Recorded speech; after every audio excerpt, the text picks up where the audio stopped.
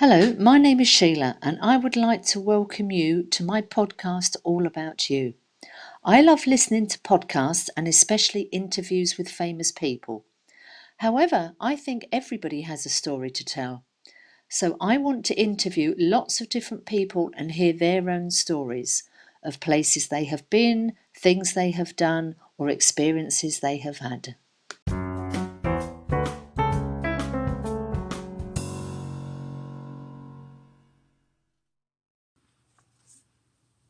I would like to welcome you to the All About You podcast.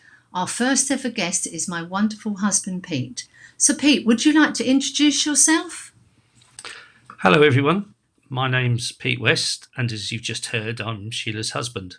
And as Chief Technical Advisor for these podcasts, I've been volunteered to do the first one. So here's my story. When you talked about doing this podcast, I had a long think about what I wanted to talk about. And I'd probably come up with a story about certainly the proudest moment of my life. And it's a story about persistence and never giving up on a dream. Well, that sounds very interesting because I think that can probably apply to a lot of people and hopefully we can take something from your story. So, if you'd like to tell us your story. Okay. Well, the story starts as a young child, probably at the age of 8, 9, 10. Like lots of boys my age, I was a keen sportsman, played football every moment I could, and dreamed of playing football for England at one point. And then England won the World Cup in 1966, and that made me even more determined that my future should be as captain of England, lifting the World Cup for the second time. Well, that's very interesting because I never actually knew you had the dream to be a world-class footballer and to play for England. So I'm learning something Well, this there afternoon. you go. I think that's a dream that an awful lot of boys have. So it's nothing. It's not necessarily anything special, but anyway, it was there. So I carried on playing football. I was pretty good at football, but not that good, and it became obvious fairly soon that I was never going to make England. Probably not even going to make my local football team, but I enjoyed playing football. I enjoyed playing sport, and looked elsewhere to make my dream come true. And maybe it would be at cricket, which was my other love. I tried playing cricket. I was pretty good at cricket. Played in lots of teams, but certainly wasn't going to be England standard. And then my big break came along. I joined a local athletics team, and again reasonably successful. And they asked me to go to a meeting to run in a leg of the relay. I was going to be in the 4x100 metre relay team. Now, for those of you that don't know, the 4x100 metres is always the last event of an athletics meeting. So I was travelling some distance to compete in this athletics meeting. I'm going to have to sit around for about 4 hours until my moment arrived. So I asked the team manager if I could have a go at doing something else. And he said, well, yeah, if you want to. There's a steeplechase if you fancied it. And can you explain what a steeplechase is? Because I think of horses when I hear steeplechase. Well, yeah, you're not far wrong there, really. A steeplechase is running around the track, jumping over barriers which are 3 foot high and made of solid wood. So they're not like hurdles. Then there's certainly nothing you would want to hit into because you would know it. So you had to make sure you cleared the barriers.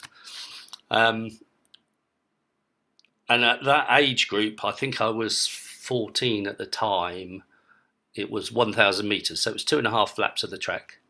I'd never run that race before in my life, but it seemed like a bit of fun, so I went along. And I ended up coming second, but not just second, it was second to the British champion. And suddenly the people started looking at me thinking, he might have something here. Wow. And my dream turned to athletics rather than football. On the basis of that race, I was selected to represent Hampshire in the England Schools Athletics Championships, where in my second ever race at the Steeplechase, I came 6th in Britain. And that started my career, if you like, in athletics. The following year, I changed to 400-metre hurdles rather than going up to the 3,000-metre steeplechase, which seemed a bit long for me.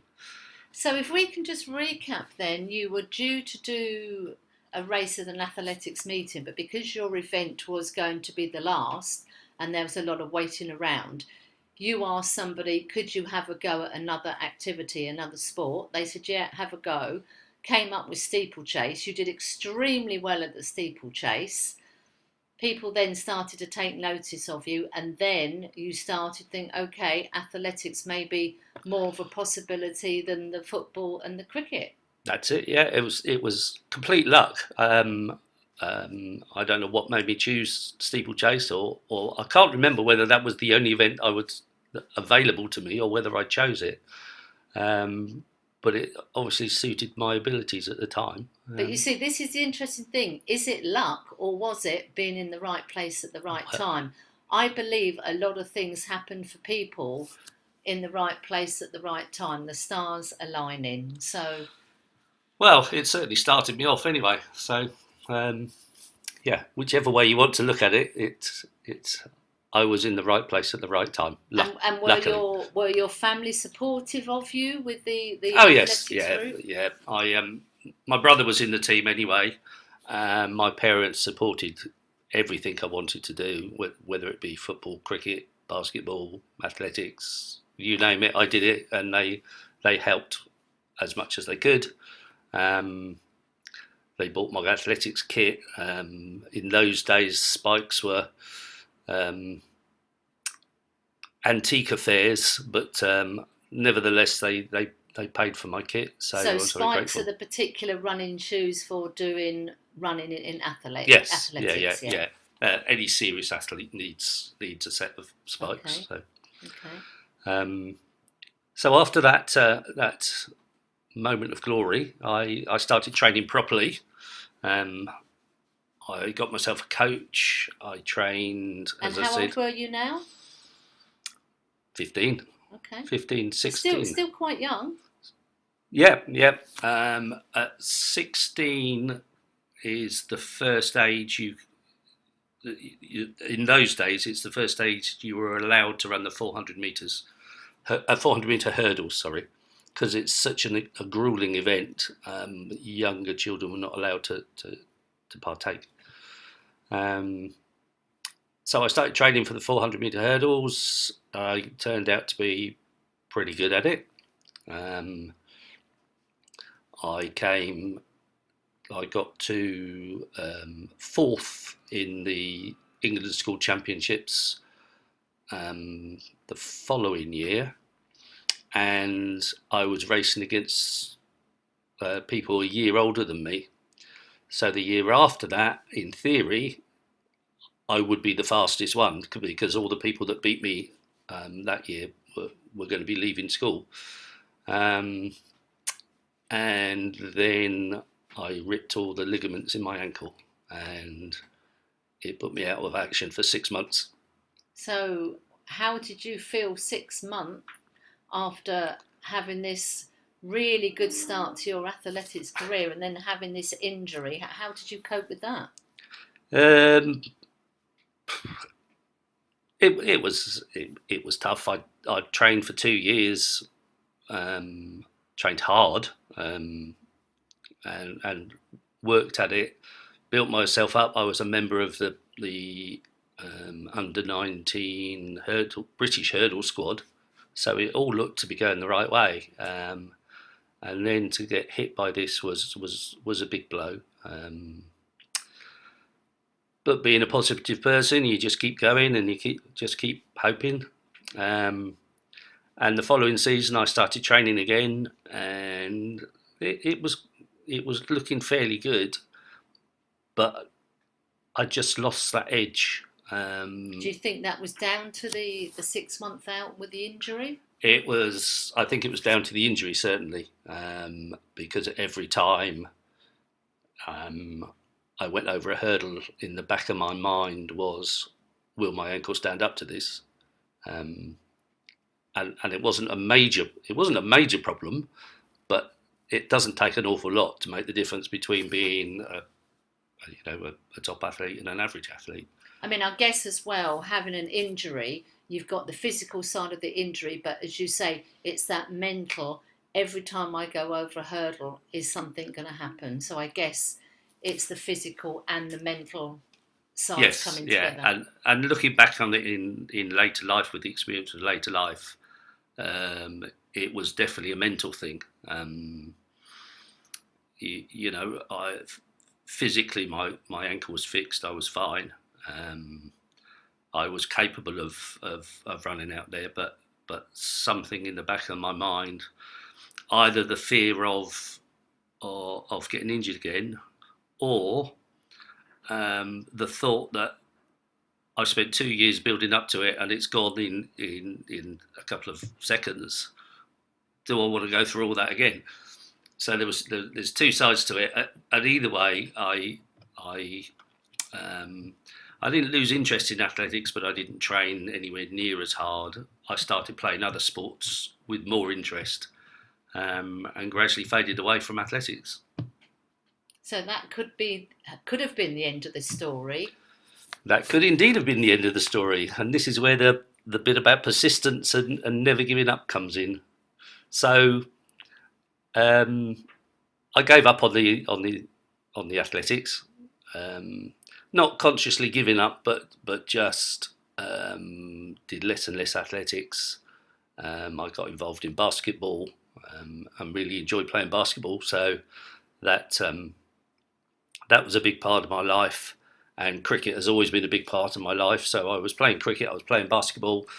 I didn't really need the athletics.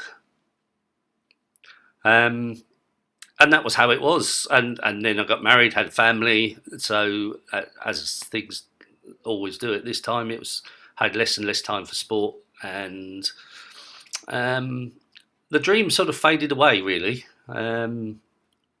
So, and I didn't really give it much thought until probably my mid-30s, when my kids had grown up a bit, so I had more time. I started playing football as well as basketball, and I started playing Sunday morning football. Bearing in mind I was nearly 40 at this point, I was playing against 18-year-old kids, and discovered that I could still run faster than the 18-year-olds. Oh, wow. And what's more, at the end of the last 5 minutes of the game, I was running much faster than the 18-year-olds.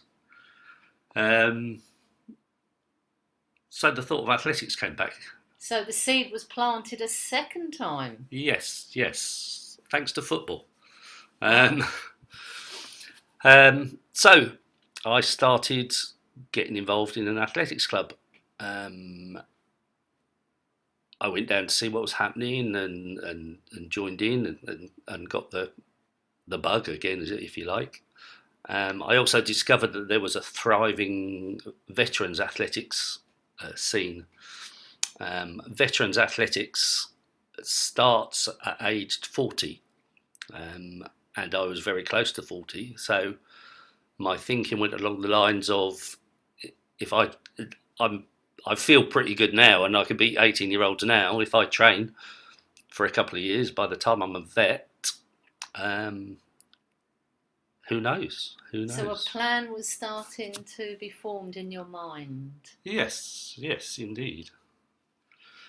So, age 40, I'm back in training, and enjoying every minute of it. I'm training with young kids, and trying to keep up with them reasonably successfully. I'm competing for the local club in the Southern League. So were you one of the eldest or oldest athletes at that time in your club? I was one of the older ones competing Regularly, yes. Okay. There was a section for the veterans, the over 40s, and they competed regularly in their own competition, but I was still competing with the main club, with the young team, and still enjoying it, and still able to make a contribution. So I was doing that way. And then I entered the British Veteran Championships, which there isn't a qualification for. You just have to pay the fee, basically. But if you think you're good enough, you can enter yourself and go along and run. So I entered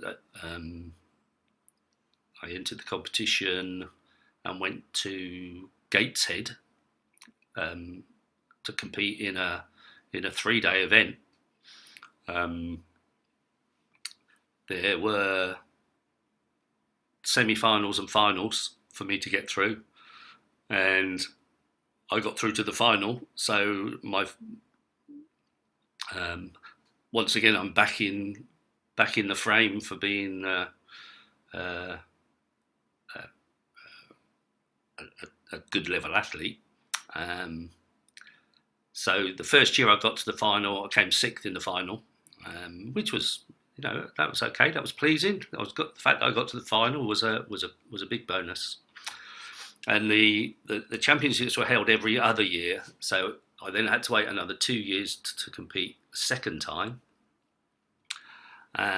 This is still in the 400-metre hurdles, the same event I did as a youngster. But during this time, did you have any worries about this possible injury you had before, which was giving you the sort of the issues regarding do you go ahead with the sport? No, I didn't then. I suppose, 25 or 22 years had passed since the injury occurred, and it was fairly sure it was going to be okay. So it's a distant memory then. And mentally it was totally different. It was totally different.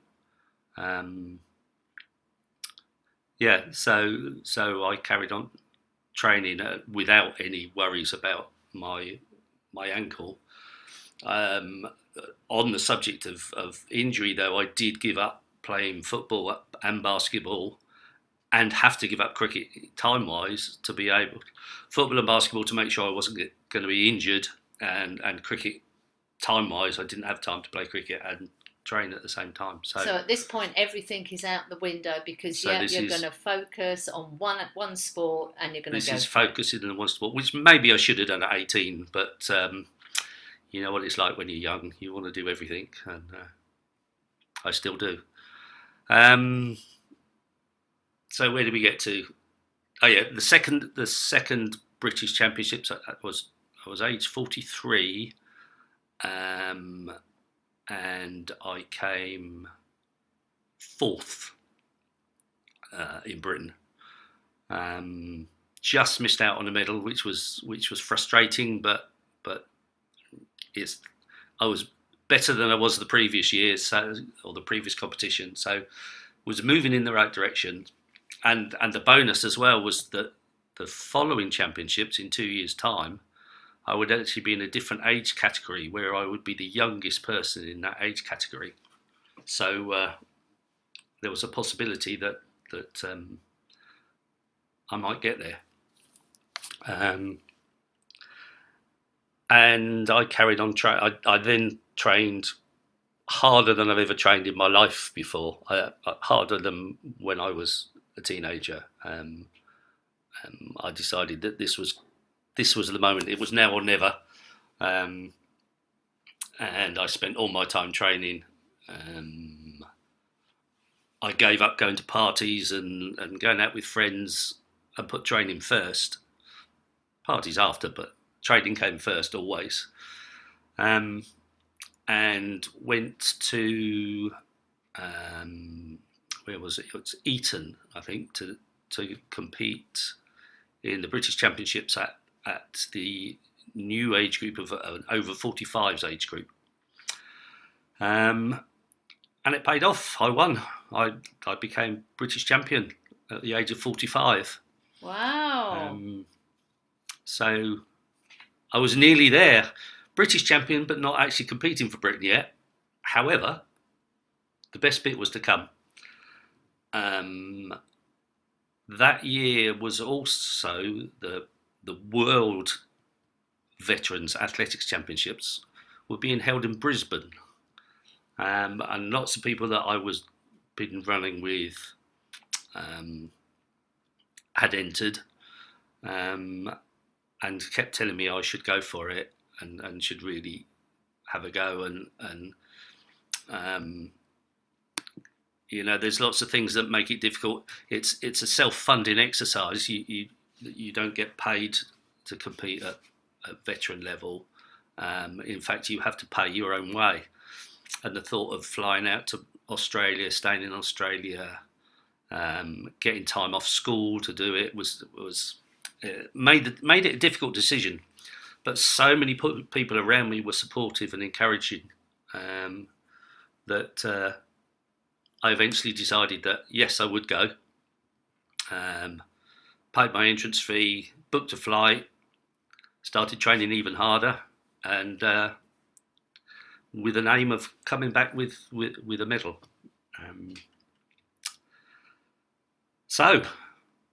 And then I met you. And then what happened? Which is a whole different story, but one for another day. I carried on training, and it all looked good. My training sessions were going really well. My competitions were going well. You'd agreed to come out and support me as well, so everything was pointing in the right direction. And we get to Brisbane, and I get my Great Britain vest, my Great Britain tracksuit, and the dream has come true. I am now going to represent Great Britain in a World Championships. And there we have it. The 400-metre hurdles came. I got through my heats as the fastest in my heat. A few days later was the final. And I can still remember every single second of that race. Starting the race, pushing myself at the beginning, knowing that I had a good chance of a medal. Coming around the top bend and being in fourth place and thinking, I can catch this person outside me. I'm not going to let him beat me. And I can honestly say with every last ounce of effort, I did beat him and came third. So I not only represented England, I got a medal. Well, I have to say, tears are rolling down my face at that story now. But there is another part to that story. Well, yes, if you have time, there is an addendum to that story, which came as a complete surprise. So you won a medal for your particular race. Yeah. And what medal did you win? I won the bronze medal for a 400-metre hurdles. Okay. I had also entered the 110-metre hurdles, which wasn't really my event, but I was a hurdler, so I knew I could do it. And it was an extra thing to do whilst I was in Brisbane. And I got through the semi-finals of the 110-metre hurdles. I'm in the final. And I can remember getting on my starting blocks for the 110-metre hurdles, thinking, I didn't expect to do this. This wasn't the plan. The plan was to get the medal that I've got. That was it. And I'm now in the final in the view of a possible other medal. So because in my mind I didn't expect to be there, my start out the blocks was probably the worst start I've ever had from a 110-metre hurdle race, or for any race. It was awful. However, after getting over the first hurdle last, I quickly caught back on everybody else, and I could see myself catching people up as we approached each hurdle. And as luck would have it, I managed to get past the third runner and again came third in the 110 metre hurdles. So now I've got 2 medals, and I've represented Great Britain in 2 world finals. So we've now got 2 bronze medals, one for a race you knew you were going to compete in and had prepared for, a bronze medal for a race that you hadn't planned to do, was completely unexpected. I had planned to do the race, but I hadn't expected to be medal standard. I ran both at club level. I ran 400 metre hurdles and 110 metre hurdles. But my main event was a 400 metre hurdles, and that was the one I'd trained for. That was the one I'd concentrated on. And that was the one I had a vague hope of a medal in. The 110 metre hurdles was just a complete surprise. Right, okay. And then came the third surprise. On the British 4x100 metre relay team, one of the guys got injured in his event. He was a long jumper and had hurt his ankle long jumping, and they were looking around for another sprinter. And on the basis of my success in the 2 hurdles events, they approached me and said, "We need someone to do the one leg of the 4x100. Do you think you'd be able to do it?" I, of course, said yes straight away. There was another person that was a possibility, and we had agreed that we would have a race against each other, and whichever the 2 of us won the race would get through to the team. That sounds very much like a gentleman's pact. It seemed very fair to me, yeah, and I was happy with this arrangement. The team were happy with this arrangement, but the other guy didn't like it and refused, so I was automatically put in the relay team. Oh. And we did a bit of practice, some baton changing. The guys were confident of getting a medal. It was which colour medal that they were going to get. And they put me in on the 3rd leg of the relay, which is at the bend. And the plan was that the first 2 would hopefully get a lead over all the other teams. And as long as I could not lose too much of that lead, they were confident that the last runner for Great Britain was a good runner, and they were confident that we could possibly win the gold medal. So all went to plan. We were ready. We got started. The first leg was good. The second leg, they messed up the changeover a little, and I was handed the baton in 2nd place with the Americans first. And the American runner who was on the same leg as me was actually the world record holder. So no pressure then. No pressure at all. And by some miracle, I kept up with him. But obviously couldn't catch him. And the last runner had the same thing. We couldn't quite catch the Americans, but we ended up with a silver medal. So 3 finals, 3 medals.